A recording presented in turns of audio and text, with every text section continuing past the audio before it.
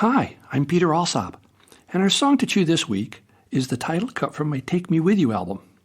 I wrote this song because I have two daughters, not twins, and their age difference made it difficult for my younger daughter to stay home and watch her older sister go off with a friend or with her mom or with me when she, of course, wanted to go too. She didn't want to be left at home. I can relate. I was the second child born into my family of origin. Many of us children who have older siblings have spent time talking to our therapists about our abandonment issues. And as we all know, it's not just us younger children who have issues to talk about with a therapist. Older siblings have their own specific issues to deal with too. Check out my Songs to Chew episode number 136. Arg! It's a therapeutic scream-along for older siblings who feel like they have to do everything perfectly all the time. But I digress. Let's listen to today's Song to Chew, and we can compare our therapeutic and philosophical notes afterwards. Here's Take Me With You. Picnic in the park with Peter, come on! All right! Are you going on a picnic without me? Yeah, it's just for big kids. Oh, please! Take me, Take me! take me, Take me! take me with you, please. Take me, Take me! take me, Take me! take me when you leave. I'm just your little child, and surely you can see. If you don't take me, I'll be damaged psychologically. Yeah, maybe I'll go crazy and paint my face all red, or scream and eat my pillow, or put mustard on my head. Or I might find your wallet and take all of your cash and send it off to Uncle Bill, or throw it in the trash. Please don't say no, I want to go. I'll even be your slave. I won't get sick, I won't make noise, I promise I'll behave. So take me, Take me! take me, Take me! take me with you, please. Take me, Take me! take me, Take me! take me when you leave.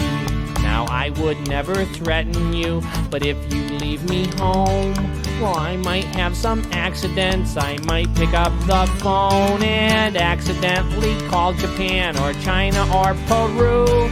I might unplug the freezer or feed your fish some glue, or accidentally spread some peanut butter on the rug, or overflow the water in the sinks and in the tub, or break the lamp or turn the heat up high as it will go. 'Cause little kids like me can make mistakes like that, you know. So take me, Take me! take me, Take me! take me with you, please. Take me, Take me! take me, Take me! take me when you leave.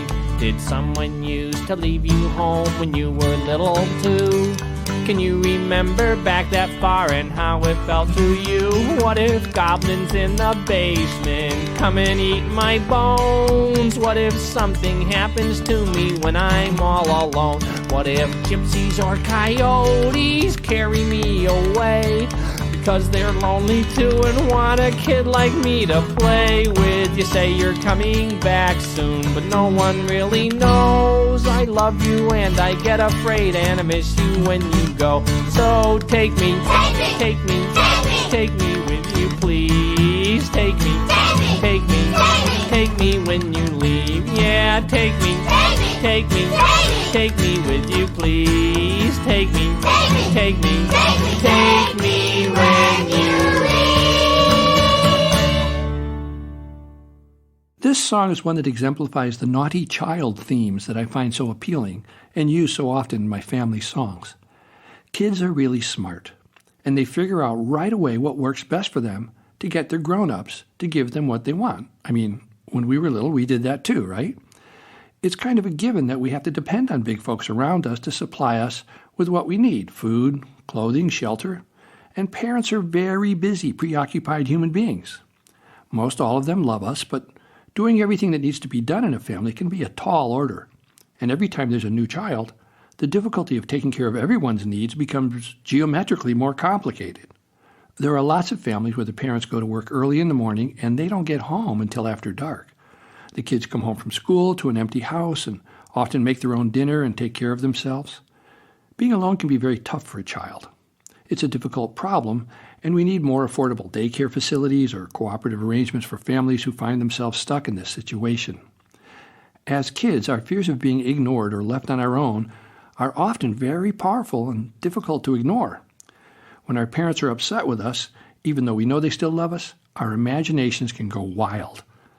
Being shunned or left out by our family or community is something that has a very ancient and deep impact on us. Thousands of years ago, being left out of our tribal community was essentially a death sentence, especially if you're a child. So it's actually kind of a healthy survival technique when kids learn how to manage their parents by finding and pushing the parental buttons. We all know that just complaining by itself never really works very well. So little kids have to figure out where their parents' buttons are and then which ones to push first, because the order is very important. The little kid in this song does not want to miss out on going with everyone else, so they have to move very quickly. This child chooses to start with the threatening button by pointing out to the parents that things at home might accidentally go wrong if they're left alone there. We've all seen that Home Alone movie, haven't we? Notice how subtly our little child points out to the parents that, I would never threaten you, but if you leave me home, I might have some accidents. Then there's a long list of those possible accidents. And then comes the, I'm just pointing this out to you for your own good disclaimer. When the child points out, 'cause little kids like me can make mistakes like that, you know? In other words, it's not my fault if you don't take me with you. Fair warning. And we laugh because we know what this child is doing. They're covering their butt. We recognize this because we do it ourselves. And if the threatening button technique isn't working, the next button we try is the guilt button. If you don't take me, I'll be damaged psychologically. Or, did someone used to leave you home when you were little too? Which is a way of saying, I know you have your own abandonment issues, and certainly you wouldn't want to pass those on to me, your loving little child, would you now? If we're still not getting what we want, we can always try the empathy button. Can you remember back that far and how it felt to you? What if goblins in the basement come and eat my bones? What if something happens to me when I'm all alone? And of course, just so we don't overdo it, we make a positive case for why parents should see it our way. And we point out the good things that will happen if they consider our request and take us along with everyone else. I won't get sick. I won't make noise. I promise I'll behave. I think that many of us as adults still use these techniques in one form or another at home or at work with our family and friends. Isn't it remarkable how many of these same techniques we learned as children can come in handy in our places of business and government? And we're so much more graceful and subtle now about the ways we negotiate, manipulate, and push the buttons of people into systems where we live and work and play. Of course, there are lots of healthier ways to navigate our social interactions than to push people's buttons as we did when we were kids. But it's hard to let go of techniques that work successfully to get us what we wanted in our family of origin. So, if you're looking to find some healthier techniques, you can start with my Songs to Chew podcast number 1 and work your way up through the episodes, and I guarantee that somewhere in there you'll find exactly what you're looking for. I'm Peter Alsop, and I'll be back next week with another Song to Chew. Bye for now.